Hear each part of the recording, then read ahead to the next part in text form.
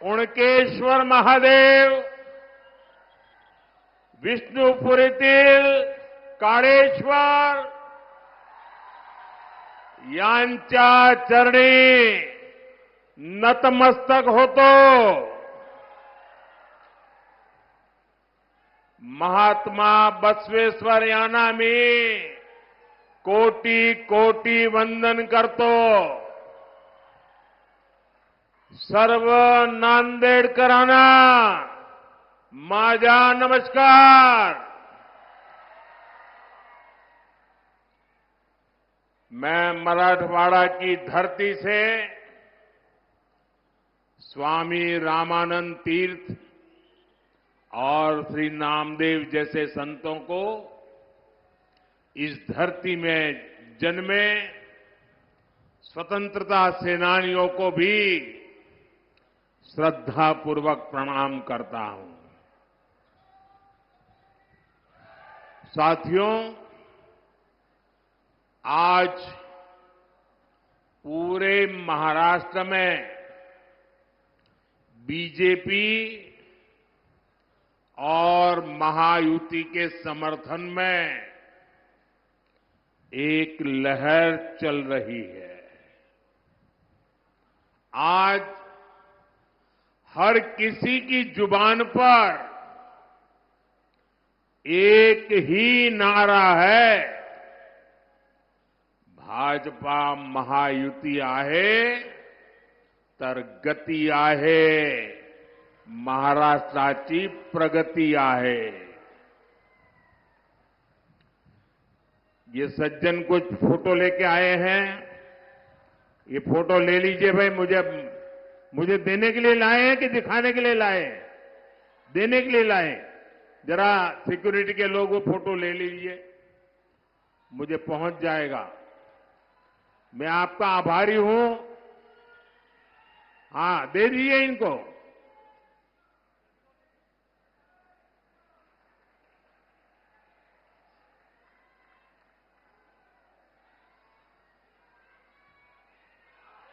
बहुत बहुत धन्यवाद आपका.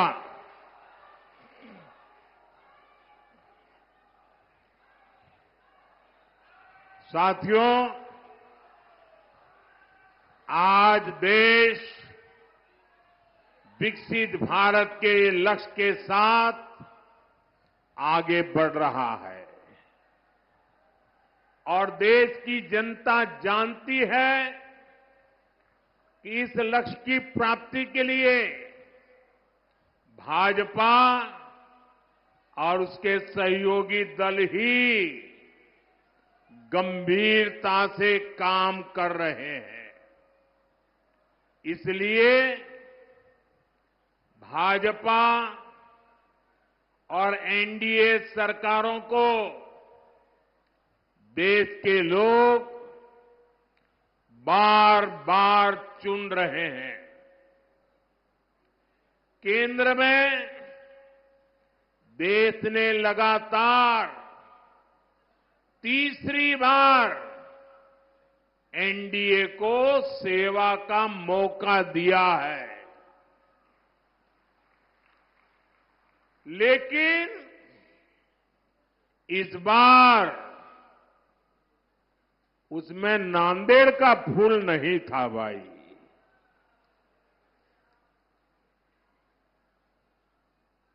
क्या इस बार नांदेड़ का फूल भी पहुंचेगा दिल्ली?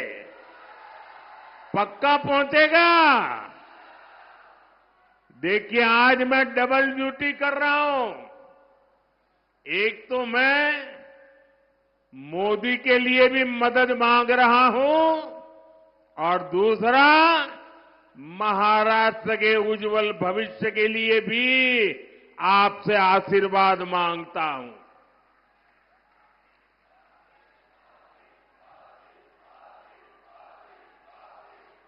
जो नांदेड़ लोकसभा क्षेत्र के भाई बहन हैं, आपको 2 वोट डालने हैं ना, याद है ना? हाँ, वरना वो लोग तो कुछ उल्टा ही पढ़ाएंगे आपको. साथियों, अभी हरियाणा के चुनावों में बीजेपी को पहले से भी ज्यादा सीटें मिली। पहले से क्या, इतिहास में सबसे ज्यादा सीटें मिली। अब यही इतिहास महाराष्ट्र की जनता भी दोहराने जा रही है। साथियों, पिछले 2 दिन से मैं महाराष्ट्र में जहां जहां गया हूं, हर एक के मन में ये कसक है कि लोकसभा में जो कमी रह गई, इस बार विधानसभा में जम करके इसको पूरा कर देना है। लोग कह रहे हैं विकसित महाराष्ट्र के लिए महायुति की सरकार चाहिए। महायुतीची सरकार पाहिजे। साथियों, महाराष्ट्र ने कांग्रेस के प्रकोप को, उनके पापों को लंबे समय तक झेला है। खासकर मराठवाड़ा के किसान, आपकी परेशानियां की तो जड़ ही कांग्रेस पार्टी है। कांग्रेस सरकारों ने कभी यहां के किसानों के सुख दुख की परवाह नहीं की। साथियों, पिछले 10 वर्षों में मराठवाड़ा को सूखे की समस्या से मुक्ति दिलाने के लिए कई कदम उठाए गए हैं। महायुति सरकार ने पश्चिमी वैतरणा और उल्लास सब बेसिन से पानी लाने का फैसला किया है। दमनगंगा, वैतरणा, गोदावरी रिवर लिंक योजना से भी मराठवाड़ा को लाभ होगा। मराठवाड़ा में 11 सिंचाई योजनाओं को मंजूरी दे दी गई है। इस क्षेत्र की सिंचाई की समस्या दूर करने के लिए मराठवाड़ा वाटर ग्रिड परियोजना शुरू की गई थी, लेकिन जब महाअगाड़ी की सरकार आई तो उसने इस पर रोक लगा दी। अब महायुति की सरकार ने इसे दोबारा गति दी है। साथियों, किसानों की हित ये हमारी सबसे बड़ी प्राथमिकता है। महाराष्ट्र के 1.25 करोड़ से ज्यादा किसानों को पीएम किसान सम्मान निधि का फायदा मिला है। नांदेड़ में 5 लाख से ज्यादा किसानों के खाते में, मैं सिर्फ नांदेड़ की बात कर रहा हूं, लगभग 1,500 करोड़ रुपए भेजे हैं। ये कुछ नौजवान लेके आया है बड़ा प्यार से, भाई कब से हाथ ऊपर करके खड़ा है, उसका हाथ थक जाएगा, जरा ले लीजिए। धन्यवाद भैया आपके प्यार के लिए। ये आपका प्यार ही मेरी ताकत है भाई। साथियों, यहां के सोयाबीन किसानों को संकट से उबारने के लिए आर्थिक सहायता भी दी गई है।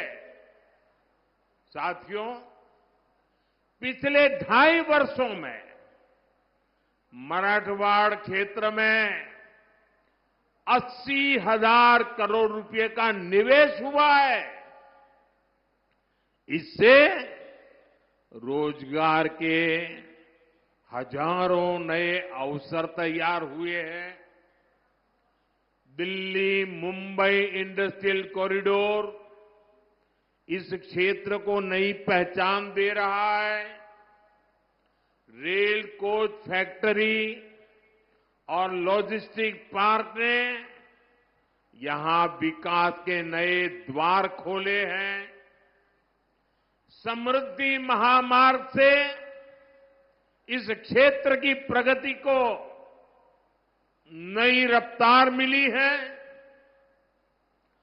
नांदेड़ से गुजरने वाले शक्तिपीठ एक्सप्रेसवे से पूरे मराठवाड़ की अर्थव्यवस्था को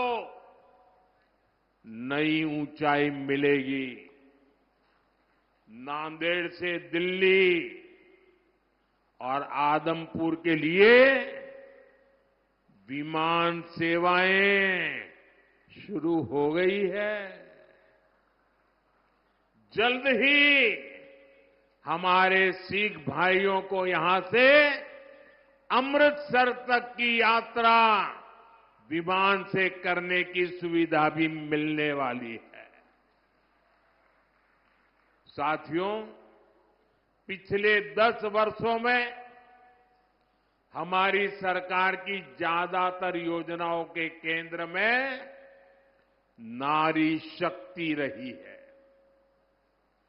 जिस परिवार को पीएम आवास योजना के तहत घर मिल रहा है, जिस घर में नया शौचालय बन रहा है, जहां पहली बार बिजली और पानी का कनेक्शन पहुंच रहा है, जिस रसोई में पहली बार गैस सिलेंडर पर खाना बन रहा है, वहां घर की महिला सदस्य को ही सबसे ज्यादा सुविधा हो रही है।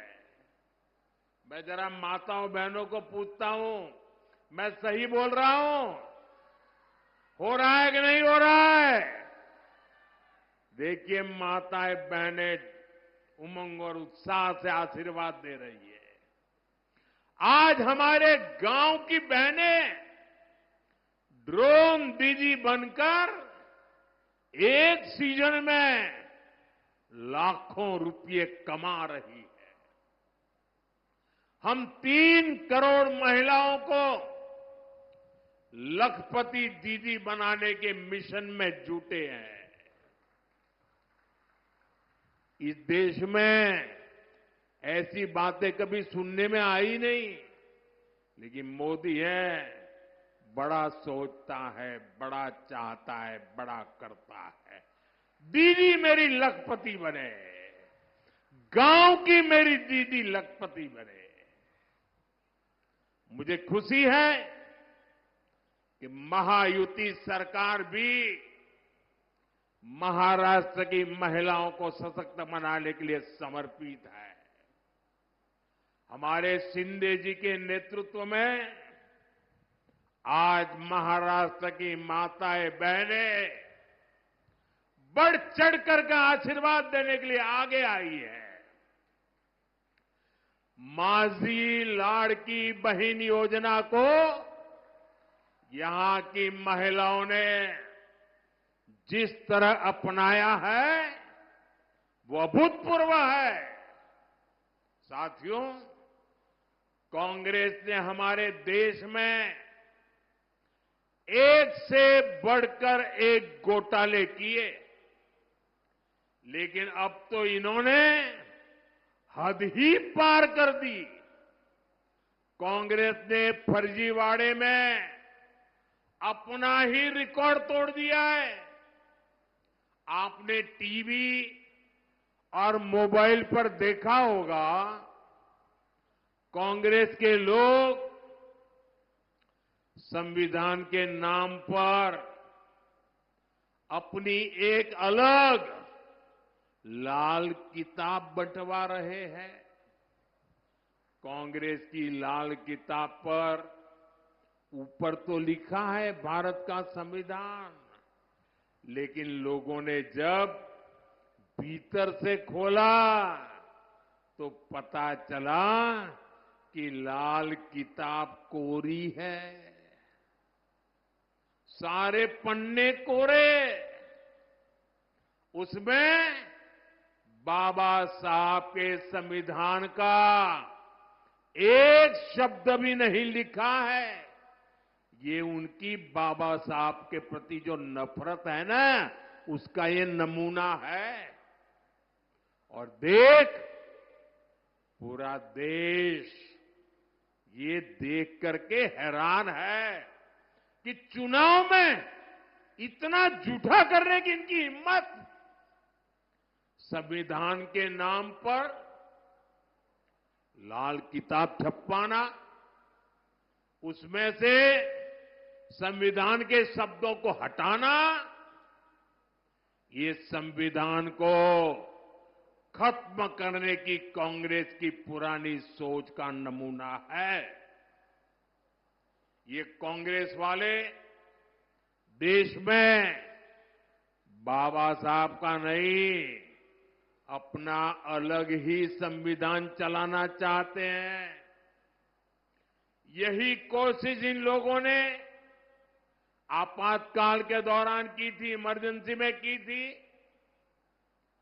अब अपनी अलग किताब छपवाकर ये संविधान का मजाक उड़ा रहे हैं। सच्चाई ये है कि कांग्रेस और उसके साथियों को बाबा साहब के संविधान से नफरत है। साथियों, आजादी के बाद कांग्रेस पार्टी ने बाबा साहब के संविधान के साथ सबसे पहला विश्वासघात कश्मीर में किया था। पूरे देश ने बाबा साहब के संविधान को स्वीकार किया, लेकिन कांग्रेस पार्टी ने आर्टिकल 370 के जरिए कश्मीर में अलग विधान चलाया। कश्मीर में हमारे तिरंगे की जगह अलग झंडा चलाया। कांग्रेस ने जम्मू कश्मीर के दलितों को उनके कोई अधिकार नहीं दिए। कश्मीर इतने दशकों तक आतंकवाद की आग में जलता रहा। कश्मीर में अलगाववाद फलता फूलता रहा।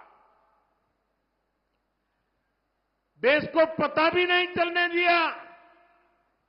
इस देश में 75 साल तक 2 संविधान चले और बाबा साहब के संविधान की बातें करते हैं। क्या बाबा साहब आंबेडकर का संविधान जम्मू कश्मीर में लागू होना चाहिए था कि नहीं होना चाहिए था? उन्होंने नहीं लागू होने दिया। 370 की दीवार बनाई थी। और जब मोदी आया, दशकों के इंतजार के बाद हमने कश्मीर को आर्टिकल 370 की जकड़ से आजाद करवाया। 370 की दीवार को हमेशा हमेशा के लिए जमीन में गाड़ दिया है।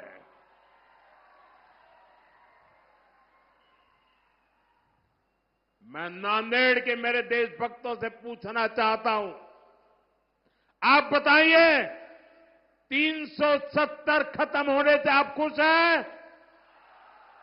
अब 370 मरनी चाहिए कि नहीं मरनी चाहिए? क्या 370 को कभी जिंदा होने देंगे क्या? लेकिन देखिए मेरे नांदेड़ के भाई बहन, कांग्रेस इस फैसले के खिलाफ है। अभी जम्मू कश्मीर में चुनाव हुए थे, वहां कांग्रेस गठबंधन को सरकार बनाने का मौका मिला। सरकार बनाते ही जैसे ही ये लोग विधानसभा में गए, इन्होंने 370 को फिर से लागू करने का प्रस्ताव पास कर दिया। जरा कांग्रेस वालों को पूछिए, ये 370 के पीछे इतना प्यार क्यों है उनको? हमें जम्मू कश्मीर से प्यार है, उन्हें 370 से प्यार है। आप मुझे बताइए, जब से जम्मू कश्मीर से 370 हटा, आप मुझे बताइए वहां आतंकवाद की कमर टूटी कि नहीं टूटी? लाल चौक में तिरंगा फहराया कि नहीं फहराया? लाल चौक में लोगों ने दिवाली मनाई कि नहीं मनाई? वहां अलगाववादी अलग थलग पड़ गए कि नहीं पड़ गए? इतना ही नहीं, कश्मीर में विकास को नई गति मिली है। वहां लोकतंत्र मजबूत हुआ। दलितों को पहली बार आजादी के 75 साल के बाद पहली बार दलितों को उनके अधिकार मिले हैं। लेकिन इससे परेशान कौन हुआ? सबसे ज्यादा परेशान हुआ पाकिस्तान, और दूसरा कांग्रेस और उसके साथी। अब तक पाकिस्तान पूरी दुनिया में घूम घूम कर 370 बहाल करने की मांग कर रहा था। कोई उसकी सुनने वाला नहीं था। लेकिन अब कांग्रेस ने पाकिस्तान का एजेंडा जम्मू कश्मीर विधानसभा के भीतर चला दिया है। क्या कोई भी देशभक्त, कोई भी मेरा मराठी मानुस ऐसी कांग्रेस को माफ कर सकता है क्या? मुझे पूरी ताकत से हाथ ऊपर करके जवाब दीजिए। ऐसी कांग्रेस को माफ कर सकते हैं क्या? ऐसी कांग्रेस को माफ कर सकते हैं क्या? ऐसी कांग्रेस को सजा दोगे कि नहीं दोगे? इस चुनाव में उनको पराजित करोगे कि नहीं करोगे? उनको सबक सिखाओगे कि नहीं सिखाओगे? कांग्रेस वाले जरा देख लो, ये महाराष्ट्र के स्वाभिमानियों की धरती है। महाराष्ट्र ये देश पर मर मिटने वालों की धरती है। जो लोग राजनीति के लिए इस स्वाभिमान से समझौता कर रहे हैं, जो लोग बाला साहब ठाकरे की विरासत के साथ धोखा कर रहे हैं, उन्हें महाराष्ट्र के लोग जरूर सबक सिखाएंगे। साथियों, बीते कुछ दशकों से देश में कांग्रेस का जनाधार लगातार तार तार हो रहा है, कम हो रहा है। इसकी सबसे बड़ी वजह है एससी समाज की एकजुटता, दलित समाज की एकजुटता, एसटी समाज की एकजुटता, आदिवासी समाज की एकजुटता, ओबीसी समाज की एकजुटता। आजादी के बाद जब तक एससी, एसटी, अलग अलग जातियों में बटे रहे, कांग्रेस मजबूत रही, केंद्र में सरकार बनाती रही। कांग्रेस की राजनीति को सूट करता है कि ओबीसी समाज की जातियां आपस में लड़ती रहे। कांग्रेस को ये बर्दाश्त नहीं हो रहा है कि पिछले 10 वर्षों से देश में एक ओबीसी प्रधानमंत्री है, वो सबको साथ लेकर चल रहा है। इसलिए वो ओबीसी की पहचान खत्म करके अलग अलग जातियों में बांटने का खेल खेल रही है। कांग्रेस बड़े समूह वाले ओबीसी से ओबीसी की पहचान छीनकर उसे छोटे छोटे समूहों वाली अलग अलग दर्जनों जातियों में बांट देना चाहती है। इसलिए यहां नांदेड़ में कांग्रेस माली को वाणी से लड़ाना चाहती है, तांबोली को कुंभार से लड़ाना चाहती है। कांग्रेस सुतार को सुनार से लड़ाना चाहती है। कांग्रेस निहाली को निराली से लड़ाना चाहती है। कासार को मणेरी से लड़ाना चाहती है। तेली को पांचाल से भिड़ाना चाहती है।